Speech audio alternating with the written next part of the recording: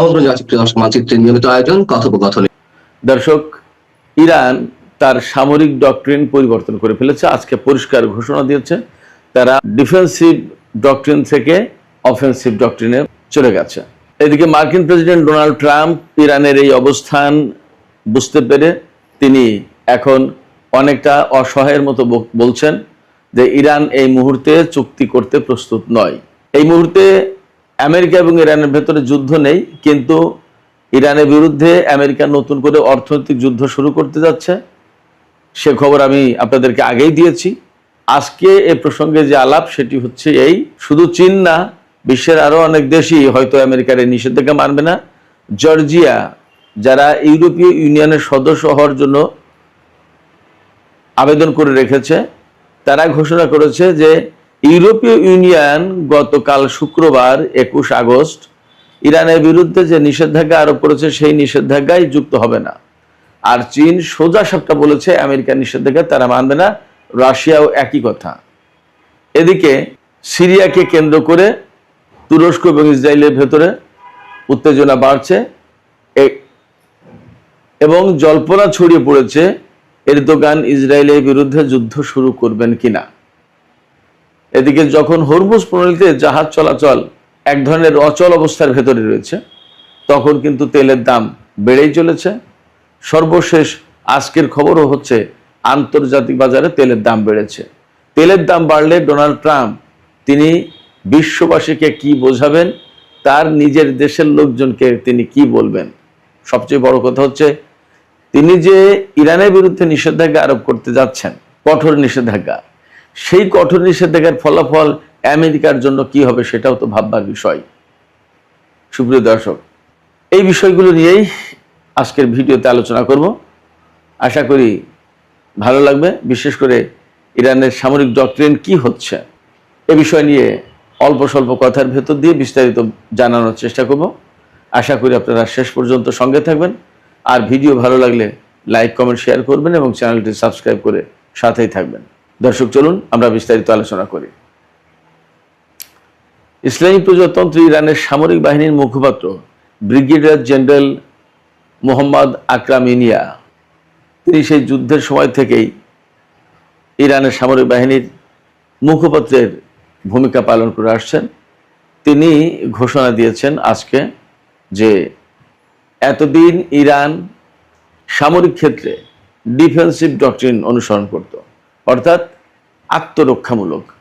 কেউ ধরুন আপনার উপরে আঘাত করলো, আপনি তাকে আঘাত না করে তার আঘাতটা ঠেকানোর চেষ্টা করলেন, এটা হচ্ছে আত্মরক্ষামূলক। অর্থাৎ আপনি তার আঘাতে ক্ষতিগ্রস্ত না হয়ে যান, ইনজিউর্ড না হন, বড় ধরনের ক্যাজুয়ালিটি না হয়, এই যে ঠেকানোর চেষ্টা, এই ঠেকানোর চেষ্টাটাই ছিল ইরানের সামরিক ডক্ট্রিন। এখন তারা কোথায় যাচ্ছে? এখন তারা এই ডিফেন্সিভ অবস্থান থেকে অফেন্সিভ অবস্থানে যাচ্ছেন। এই অফেন্সিভ অবস্থানে গেলে কি হবে? অফেন্সিভ অবস্থানে গেলে যা হবে সেটা হচ্ছে, এখন ইরান যা করবে, এখন শুধু সে ঠেকাবে না, ঠেকাবে, মারবে এবং প্রয়োজনে আগে মারবে। ইরান যদি মনে করে যে আমার সামনে শত্রু আমার ন্যাশনাল ইন্টারেস্টের জন্য ক্ষতির কারণ হয়ে দাঁড়াবে, তাহলে ইরান তার উপরে হামলা চালিয়ে দেবে।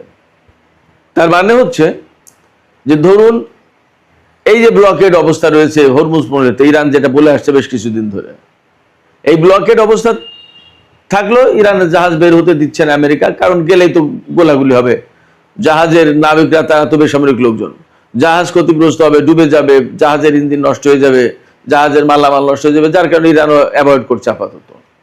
বাট এটা দীর্ঘদিন চললে ইরানের অর্থনীতির জন্য বা ইরানের আত্মসম্মানের জন্য, ইরানের মর্যাদার জন্য তো ক্ষতিকর। আপনি আপনার বাড়িতে থাকেন, আপনার বাড়ি ঘেরাও দিয়ে রাখলেও শত্রু বাহিনী, আপনি বের হতে পারবেন না, এটা আপনার জন্য অপমানজনক না? এই যে ইরান এটা অপমানজনক ব্যাপার বলে গণ্য করছে এবং তারা বলে দিয়েছে আগামী 1 থেকে 2 সপ্তাহের ভিতরে যদি আমেরিকা এই ব্লকেট তুলে না নেয়, তাহলে আমেরিকার এই ব্লকেট ভেঙে দেওয়ার চেষ্টা করা হবে। তা ব্লকেট ভেঙে দেওয়ার চেষ্টা তো এমন কোনো কিছু বুলডোজার লাগিয়ে ধাক্কা মারবে না, জাস্ট মার্কিন বাহিনীর উপরে হামলা চালাবে।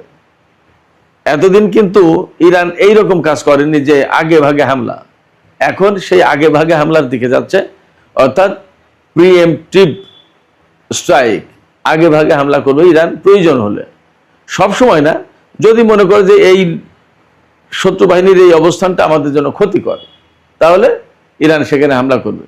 এবং আমি আপনাদেরকে আশ্বস্ত করি বা আমি আপনাদেরকে এই ইনফরমেশনটা দিই, মধ্যপ্রাচ্যে আমেরিকার যে অবস্থা, তাতে এখন ইরান হর হামেশাই আমেরিকার সেনাদের উপরে আক্রমণ করার অবস্থায় আছে, আক্রমণ করতে পারে। আপনারা নিশ্চিত থাকুন যে মধ্যপ্রাচ্যের ম্যাক্সিমাম ঘাঁটি একদম শেষ এবং বহু সেনাকে সরিয়ে নেওয়া হয়েছে, বহু বিমান সরিয়ে নেওয়া হয়েছে। এমনকি আমি গতকালকেও যেটা বলেছি যে আমেরিকার যে আব্রাহাম লিঙ্কন জাহাজ, সেটা কিন্তু চলে গেছে এখান থেকে। সে যা করেছে তার ডেক থেকে জাহাজ উড়ে গিয়ে ইরানের উপর হামলা চালিয়েছে, ক্ষেপণাস্ত্র হামলা, এটা সেটা অনেক কিছু। কিন্তু আব্রাহাম লিঙ্কন একটা দিনের জন্য হরমুজ প্রণালীর ধারে কাছে যেতে পারেনি, হরমুজ প্রণালী পার হয়ে পারস্য উপসাগরে যেতে পারেনি। এবং পারস্য উপসাগরে যে সমস্ত জাহাজ ছিল, মার্কিন জাহাজ, সেগুলোর ভাগ্যে কি হয়েছে আমি জানি না। কারণ হচ্ছে, একথা বলছি এই কারণে যে বাহরাইনের উপকূলেই তো মার্কিন পঞ্চম নৌবহরের ঘাঁটি। তা মার্কিন পঞ্চম নৌবহরের ঘাঁটি যখন ধ্বংস করে ফেলেছে ইরান হামলা চালিয়ে, সেখানে থাকা জাহাজগুলোর কি অবস্থা, সে গল্পটা কে বলবে? সেটাও তো একটা কিছু হয়েছে, তাই না? সেখানকার জাহাজগুলো যে অক্ষত অবস্থায় ইরান রেখে দিয়েছে, এমনটা ভাবার তো কোনো কারণ নেই। এবং দীর্ঘদিন ধরে যুদ্ধ শুরু পর থেকে হরমুজ প্রণালীর ভিতরে আমেরিকার জাহাজ আর যেতে পারে না। তো যখন আমেরিকার মতো একটা শক্তি, আমি বারবার বলি যে আমেরিকার মতো শক্তি, এটা বলি এই কারণে, বহু যুগ ধরে তারা পৃথিবীর সেরা শক্তি, এক নম্বর শক্তি, সুপার পাওয়ার ওয়ান তারা ছিল, তারা দাবি করতো, লোকজন সবাই এভাবেই মেনে নিয়েছে। কিন্তু এখন তারা কি করছে? ইরানের সাথে যুদ্ধ করতে এসে হরমুজ প্রণালী একটা এমন এক প্রণালী যেখানে ইরানের মতোই আছে। আমেরিকা তো মোস্ট সুপার পাওয়ার, তো এই সুপার পাওয়ারে একটা দিনের জন্য তাদের একটা জাহাজ নিয়ে হরমুজ প্রণালী পার হওয়া তো দূরে কথা, তার ধারে কাছেও যেতে পারলো না। কেন পারছে না? পারছে না এই কারণে যে ইরানের সামরিক শক্তির কাছে আসলে আমেরিকা টিকতে পারছে না। দিস ইজ ফ্যাক্ট, যে যাই বলুক। অনেকে অনেক কথা বলেছিল। আমার সাথে এই যুদ্ধ শুরুর পরে আমাদের বাংলাদেশ সামরিক বাহিনীর একজন অফিসার, বেশ উচ্চ পদের অফিসার, যিনি এই মুহূর্তে বাংলাদেশ সামরিক বাহিনীতেই চাকরি করেন, তার কথা ছিল, আমার সাথে খুব ভালো বন্ধুত্ব। তিনি বললেন যে ভাই, যুদ্ধের পরিস্থিতি কি দাঁড়াবে, কি হবে? একদম যুদ্ধের খুব প্রাথমিক দিকের অবস্থা। আমি সেদিন বাড়িতে গিয়েছি, যশোরে গিয়েছি, যশোরের কথা, তিনি ফোনে কথা হচ্ছে। আমি বললাম ইরান জিতে দেবে, আমেরিকা হারবে, আমেরিকা পারবে না এখানে, আমেরিকা বরং মারাত্মক রকমের ক্ষতির মুখে পড়বে। তো উনি বললেন ভাই এটা কি বলেন, এটা মানা গেল না, এটা একটু বেশি হয়ে গেল না, এটা কি বলেন, আমেরিকা, এটাই আমেরিকার সাথে ইরান টেকে নাকি? হয়তো কিছুদিন টিকে থাকবে, কিন্তু আলটিমেটলি তো আমেরিকা বিজয়ী হবে। আমি বললাম যে না ভাই, আপনি যা বলছেন, আপনি আপনার ধারণা মতো, আপনার দেখা মতো বলছেন, কিন্তু আমি আপনার দেখা, আপনার ধারণার বাইরে গিয়ে কথা বলছি।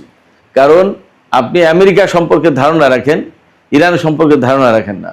আর আমি আমেরিকার সম্পর্কে মোটামুটি একটা ধারণা তো রাখি, আর ইরান সম্পর্কে খুব ভালো ধারণা রাখি। তাদের যুদ্ধের যে প্ল্যান, তাদের যে সামরিক সক্ষমতা এবং তাদের যে ডিটারমিনেশন, এই জায়গায় আমেরিকা টিকতে পারবে না। আমাকে তিনি বলেন ভাই, আমেরিকার এত অত্যাধুনিক জাহাজ, বিমান, গোলা বারুদ, ক্ষেপণাস্ত্র, এত কিছুর সামনে ইরান কি করে টিকবে? আপনি কি বলেন কি? এটা আমি মানতে পারলাম না ভাই। ফ্যাক্ট হচ্ছে, এই কিছুদিন আগে, কত 15-20 দিন আগে তার সাথে কথা, আবার তিনি বললেন হ্যাঁ ভাই, আপনি যা বলেছেন এটাই রাইট, ঠিকই তাই তো হইল, আপনি ঠিক ছিলেন, আমি তো ভুল বলেছিলাম, বা আমার কথাই ভুল প্রমাণিত হলো। ইরানের এই সামরিক সক্ষমতা সম্পর্কে পৃথিবীর বেশিরভাগ মানুষ জানে না।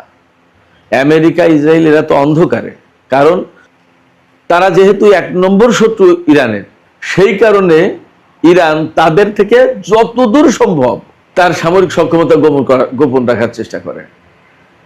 ইরান এমনি বলেছে আমরা এই বিমান বানালাম, এই বিমানের এই ক্ষমতা, আমরা এই ক্ষেপণাস্ত্র বানালাম, এই ক্ষেপণাস্ত্রের এই ক্ষমতা, এই ড্রোন বানালাম, ইত্যাদি ইত্যাদি।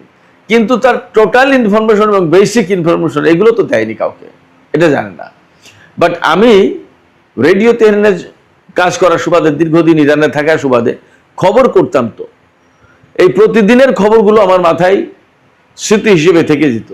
এবং ওখান থেকে ধীরে ধীরে একটার পর একটা এই করতে করতে অনেক কিছু যখন হয়ে গেল, তখন কিন্তু আমার ভেতরে ওই অনেক কিছুর ধারণা থেকেই গেল। এবং আমি বিশ্বাসীদের একজন হয়ে গেলাম যে ইরান কিছু করতে পারে এবং ইরানের হাতে কিছু আছে। আপনারা বিশ্বাস করুন, আপনারাই তো আমার সাক্ষী সবচেয়ে বড়, যে ইরানের যে বিমান শক্তির কথা, এই শক্তির কথা আমি ছাড়া তো কেউ বলেনি।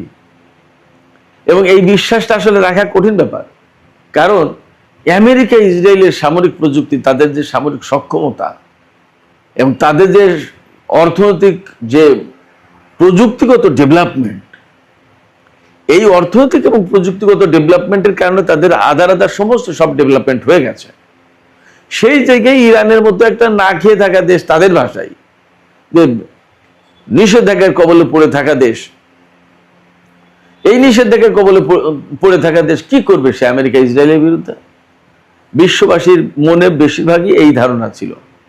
তারা ইরানের যে ইচ্ছা শক্তি, তাদের যে ক্যাপাসিটি সামরিক দিক দিয়ে, এবং তারা যে একটা ব্যাটার করে বিশ্বের সামরিক শক্তিতে, বিশ্বের রাজনীতিতে এবং বিশ্বের কূটনীতিতে, এটা মানুষ বুঝতেই পারেনি, বিশ্বাসই করতো না। আমি শুধু সামরিক শক্তি না, আমি ইরানের কূটনীতি সম্পর্কে কি বলতাম, সবসময় আমি এই কথাই বলতাম, সবসময় আমি এই বিশেষণ দিতাম যে ইরানের কূটনীতির একটা আলাদা সৌন্দর্য আছে। তারা তো কূটনীতিতে তুখোর, ইরানের কূটনীতিবিদরা ঝানু কূটনীতিবিদ। এদের সামনে আমেরিকার কূটনীতিবিদরা নাকানি চুবানি খায়, পারেই না, পাত্তাই পায় না। এদের ডিপ্লোম্যাটিক চালগুলো এত জটিল, এত সূক্ষ্ম, এর ধারে কাছে ইউরোপ আমেরিকার কেউ ডিপ্লোম্যাট কেউ টিকতেই পারে না। এবং তারা এই ডিপ্লোমেসির মাধ্যমেই আন্তর্জাতিক অঙ্গনে যুগ যুগ ধরে টিকে আছে এবং এত স্ট্রং পজিশনে এসছে। এই ইরানের এই যে কূটনীতি, এই কূটনৈতিক শক্তি, এই কূটনৈতিক শক্তির কথাও মানুষ জানে না, কি বলবো, সামরিক শক্তি তো পরের কথা। তো বিশ্বাস করতো না। আমি জানতাম, আমি বুঝতাম এবং আমি বলতাম, আমি এখনো বলছি যে ইরানের যে সামরিক শক্তি, যে ইচ্ছা শক্তি, এর ধারে কাছে আমেরিকা নেই। সবচেয়ে বড় কথা হচ্ছে ইরানের সামনে তো একটা তত্ত্ব আছে, একটা আদর্শ আছে। সেই আদর্শটা কি? আমি এই তত্ত্বকে, এই আদর্শকে আমি ছড়িয়ে দিচ্ছি না, জাস্ট আমি আপনাদের সামনে বলছি। সেটা হচ্ছে ইরানিরা তো ঠিক এইভাবেই বিবেচনা করে যে আমি মারা গেলে তো শহীদ, আমার তো ভয় নেই। আর যদি দেশের জন্য লড়াই করে জিততে যাই, আমি গাজী, আমি তো, অর্থাৎ ওই যে কথা আছে না যে মরলে শহীদ বাঁচলে গাজী, দুটোই স্বভাবের কাজ, দুটোই ভালো কাজ। তো এই দর্শন যখন কোনো একজন মানুষের ভেতরে গেঁথে যায়, তখন সেই মানুষটাকে পরাজিত করা, সেই মানুষটাকে যুদ্ধের ময়দান থেকে সরিয়ে দেয়া, বা সেই মানুষটাকে ভয় দিয়ে ভীত করে তোলা, এটা অসম্ভব একটা ব্যাপার হয়ে যায়। তার কাছে জীবন মৃত্যু তো সমান। সে মনে করে আমি বেঁচে থাকলেও ক্ষতি নেই, আমি মারা গেলেও ক্ষতি নেই। তার মানে আমি মারা গেলেও লাভ, বেঁচে থাকলেও লাভ, যেটাই হোক আমার কাছে কোনোটাই সমস্যা না। এই ফিলিংস, এই চেতনা, এই চিন্তা যার ভেতরে ঢুকেছে, তাকে আপনি যুদ্ধের ময়দান থেকে হারাতে পারবেন না, তাকে আপনি সরাতে পারবেন না, তাকে আপনি হত্যা করতে পারেন, মেরে ফেলতে পারেন, কিন্তু আপনি তাকে পিছনে হরাতে পারবেন না। ইরানিরা ঠিক এই চেতনা নিয়েই, এই ফিলিংস নিয়েই, এই ডিটারমিনেশন, এই উইল পাওয়ার, এই ইচ্ছা শক্তি নিয়েই তারা কাজ করছে, তাদেরকে সরানো যাবে না। তো ওই ডিফেন্সিভ ডক্ট্রিন থেকে যখন এখন অফেন্সিভ ডক্ট্রিনে আসছে, তখন আমেরিকার সামনে দুঃস্বপ্ন অপেক্ষা করছে, আমি নিশ্চিত। কারণ ইরান যদি অফেন্সিভ ডক্ট্রিনে যায়, তাহলে পরিস্থিতি কি হবে আপনারা চিন্তা করুন। ইরান ডিফেন্সিভ ছিল এতদিন, তাই এই পরিমাণে ড্রোন, ক্ষেপণাস্ত্র এবং এই পরিমাণে হামলা। অফেন্সিভ হলে কি হবে? অফেন্সিভ হলে কি হবে তার একটা ছোট্ট নমুনা আমি আপনাদেরকে উদাহরণ হিসেবে তুলে ধরি। এর আগে কথাটা বলেছিলাম, আমি আজকে জাস্ট আপনাদেরকে স্মরণ করে দিই। ইরান যদি অফেন্সিভ ডক্ট্রিনে যায়, যদি তো আর নেই, তারা তো ঘোষণা দিয়েছে অতএব অফেন্সিভ ডক্ট্রিনে গেল, এই অফেন্সিভ ডক্ট্রিনের আওতায় একটা ছোট্ট কাজ করে ফেলবে। ইসরায়েলের সাথে যদি যুদ্ধ হইতে একদিনে 500 ক্ষেপণাস্ত্র মারবে, হাইপারসনিক ব্যালিস্টিক ক্ষেপণাস্ত্র। ইসরায়েল ক্লিয়ার হয়ে যাবে।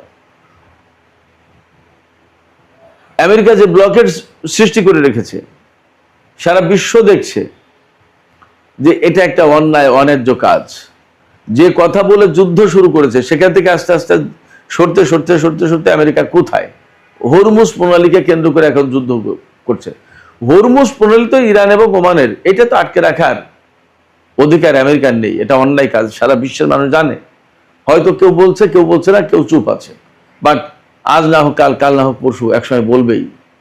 যারা এখন আমেরিকার নিষেধাজ্ঞা মানবে না বলে ঘোষণা দিয়েছে, যেমন চীন, তারা একসময় বলবে না যে তুমি এখানে ব্লকেট দিচ্ছ কেন, একটা অন্যায় কাজ করছো কেন, যাও সরো, এটা ঠিক হচ্ছে না। গ্রামে বা যখন আমাদের সমাজে যদি দুই পক্ষ গোলমাল করে আর এক পক্ষ যদি সত্যি সেখানে অন্যায়ভাবে গোলযোগে জড়িয়ে পড়ে, তো এক পর্যায়ে কিন্তু সাইডের লোকজন অন্যায় করা লোককে বলতে বাধ্য হয় বা বলে, যাই তুমি যাও, তো তোমারই তো যাও, বাধ্য হয়, সমস্ত করো না, তুমি অন্যায় করে বা তুমি এভাবে বলো কিভাবে, যাও সরো। তাকে কিন্তু গালবন্ধ করে ধমকায়। আমেরিকাকে এক সময় বলবে, বলার প্রেক্ষাপট আমেরিকা তৈরি করে দিয়েছে। বলি ব্লকেডের ব্যাপারে, তো অফেন্সিভ ডক্ট্রিনের আওতায় এই মার্কিন ব্লকের উপরে প্রচন্ড হামলা চালাতে পারে ইরান। আমরা সম্ভবত সেই দৃশ্যপট দেখতে যাচ্ছি খুব স্বল্প টাইমের ভিতরে। ইরান আমেরিকার উপরে প্রচন্ড রকমের হামলা চালাবে, কারণ মধ্যপ্রাচ্যের ঘাঁটিগুলো, স্থলের ঘাঁটিগুলো ক্লিয়ার।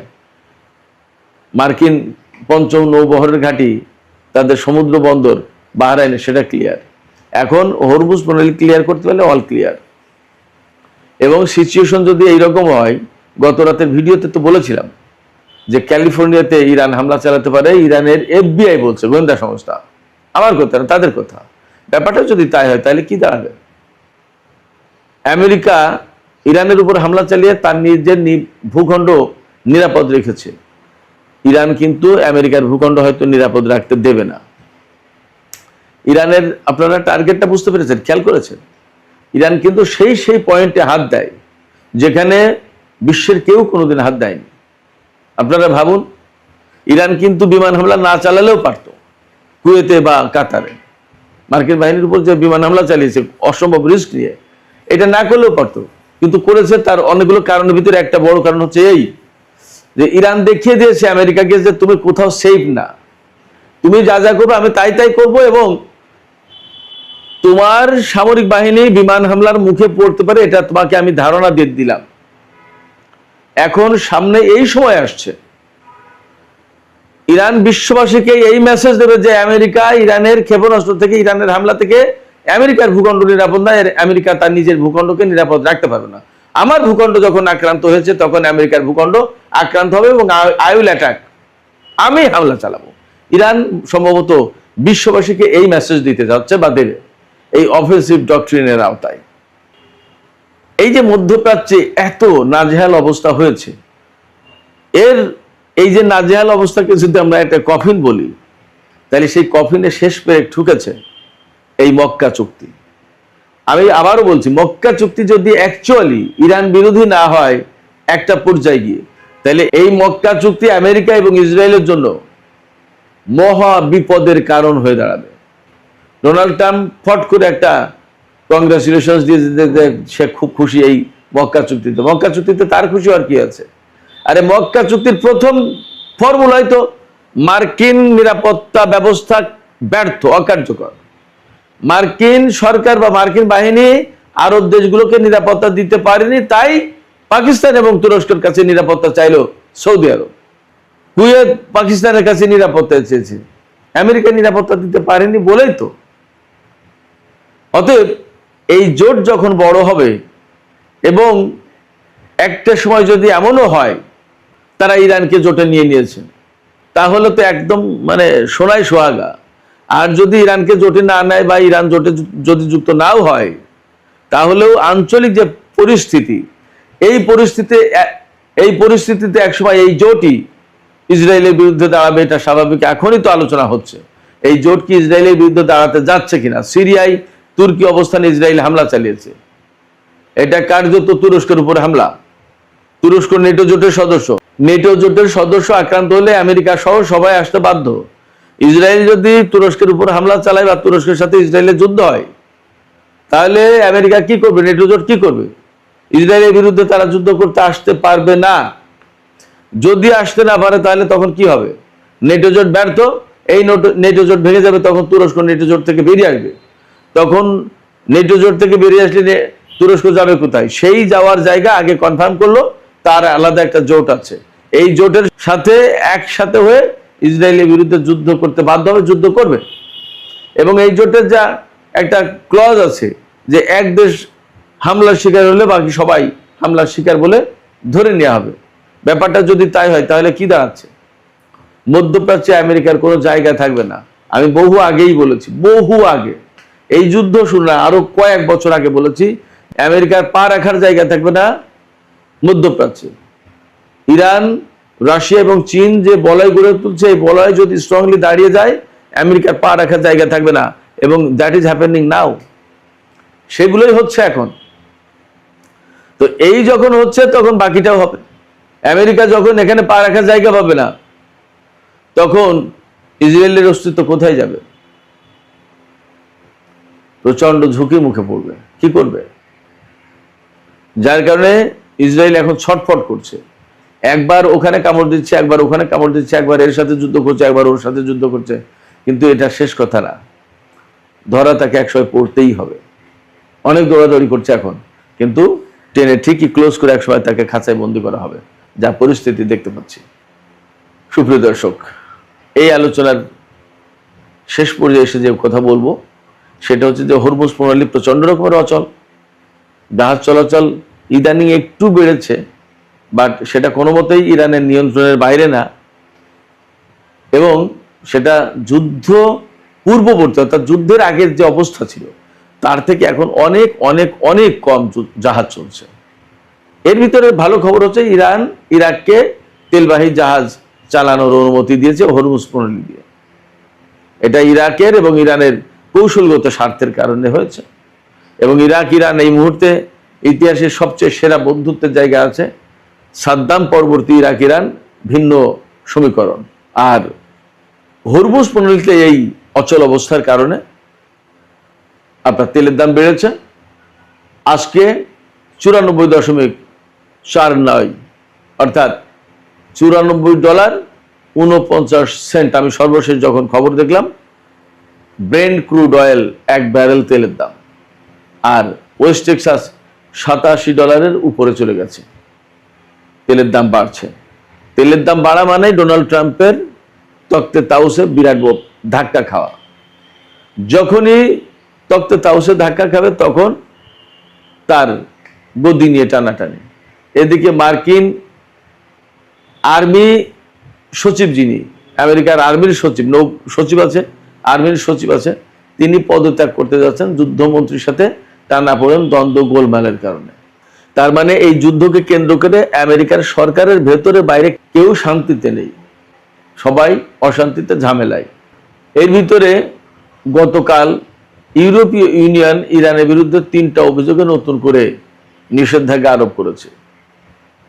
একটা হচ্ছে রাশিয়াকে সহায়তা করছে ইরান, 2 হচ্ছে মধ্যপ্রাচ্যের বিভিন্ন প্রক্সি ফোর্সকে সহায়তা করছে, 3 হচ্ছে হরমুজ প্রণালীতে জাহাজ চলাচলের স্বাধীনতায় বাধা দিচ্ছে ইরান। এই 3টা অভিযোগে ইরানের বিরুদ্ধে নিষেধাজ্ঞা আরোপ করেছে ইউরোপীয় ইউনিয়ন। এই নিষেধাজ্ঞা না মানার ঘোষণা দিয়েছে জর্জিয়া। জর্জিয়া অনেক বড় কোনো দেশ না, তারা ইউরোপীয় ইউনিয়নের সদস্য হবে বলে আবেদন করে রেখেছে। তারা বলছে যে আমরা এইটা মানবো না, এর সাথে আমরা সহযোগিতা করতে পারবো না।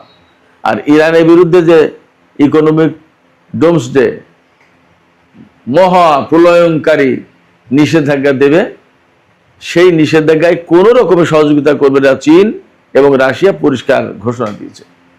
চীনের পক্ষ থেকে বলা হয়েছে কোনো মতেই নিষেধাজ্ঞা বা ব্লকেড বা অবরোধ কোনোদিন কোনো সমস্যার সমাধান হতে পারে না, এবং এই এখতিয়ার জাতিসংঘের বাইরে কারো নেই।